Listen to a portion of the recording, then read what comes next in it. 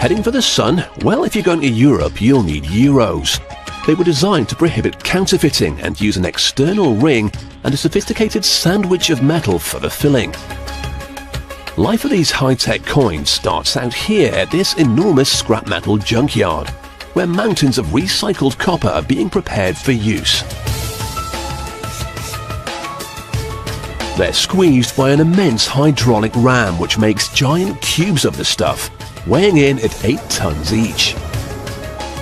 They're then sent to the foundry where the copper is melted down. Molten copper leaves the furnace at 1200 degrees Celsius, emitting brilliant green flames. But this is only the first step. We've got the copper into a workable form, but there's still plenty more to do.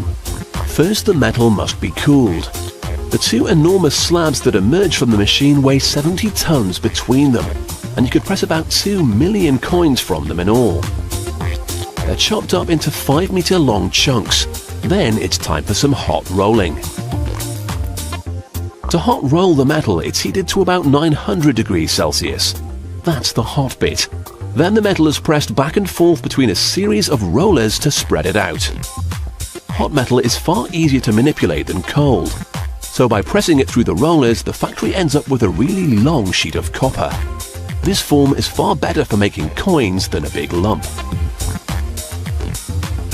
The next stage is to clean the metal.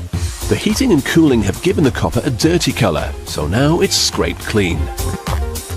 And once again, it's sent back to the presses.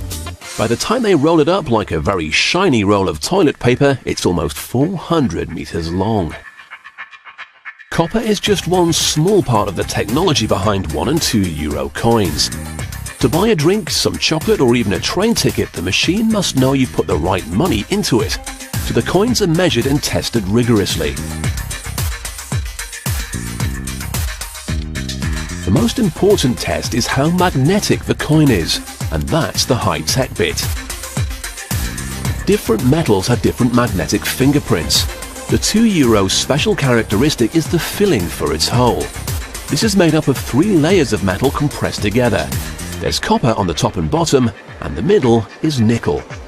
To make this filling, the different metals are fed into the machine and compressed together so hard they can't be separated. From this sandwich of metal, we can now start to stamp out some coins. This press hammers the sheet 250 times a minute as it cuts the fillings for the big 2 euro coins. If you look closely, you'll see the nickel sandwich with copper alloy on top, nickel in the middle, and copper alloy on the bottom. Meanwhile, in another part of the factory, another machine is stamping out the outer rings. These big hoops will be filled with the copper-nickel sandwich. The middles that have been removed will be returned to the furnace to start the process all over again.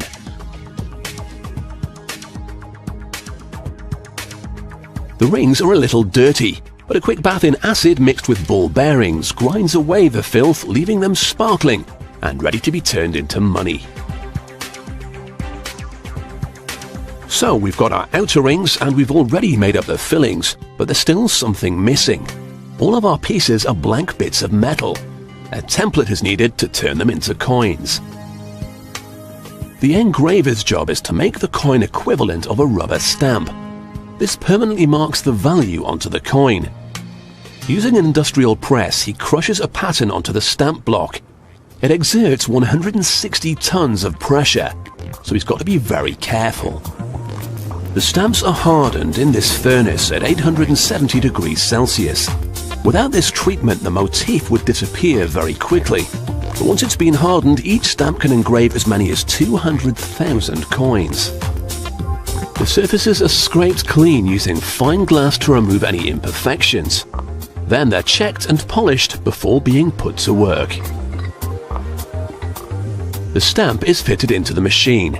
However, at this point we don't have any complete coins to stamp, but everything's about to come together.